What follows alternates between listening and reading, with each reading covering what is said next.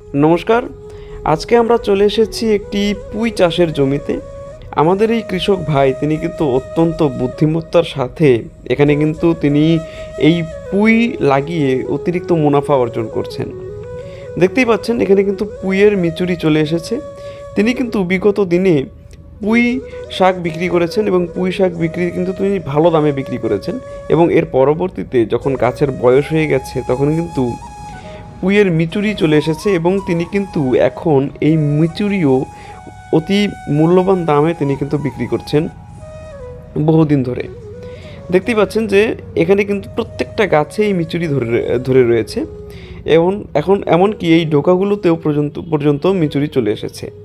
আপনারাও কিন্তু আপনাদের জমিতে যদি আপনারা পুঁই লাগিয়ে থাকেন, এর পরবর্তীতে এই পুঁই শাক থেকে আপনারা কিন্তু পুঁইয়ের মিচুরিও অনায়াসে বিক্রি করতে পারেন। অত্যন্ত লাভজনক চাষ, এবং আমি আপনাদেরকে বলবো যে মিচুরি পুঁই শাকের তুলনায় অধিক মূল্যবান। আপনারা যদি পুঁই শাক বিক্রি করে থাকেন তাহলে এর পরবর্তীতে কিন্তু আপনারা অপেক্ষা করতে পারেন পুঁইয়ের মিচুরি হওয়ার জন্য। অনেক সময় আপনারা দেখে থাকবেন যে পুঁই শাকের দাম কিন্তু থাকে না। কৃষক ভাই কী করেন, তিনি কিন্তু গাছগুলো কেটে ফেলেন। এই ভুল আপনারা কিন্তু করবেন না। আপনারা কি করবেন, এই পুঁইয়ের মিচুরি কিন্তু আপনারা অনায়াসে বিক্রি করতে পারেন খুব সহজেই। এর জন্য কিন্তু বিশেষ কোনো পরিচর্যার প্রয়োজন হয় না। আপনারা চাইলে অনায়াসেই আপনাদের লস রিকভার করতে পারেন। এবছর আমরা লক্ষ্য করেছি যে পুঁই শাকের দাম কিন্তু খুব একটা বেশি ভালো ছিল না বেশি দিন পর্যন্ত, যদিও আমাদের এই কৃষক ভাই তিনি কিন্তু ভালো দামেই বিক্রি করেছেন।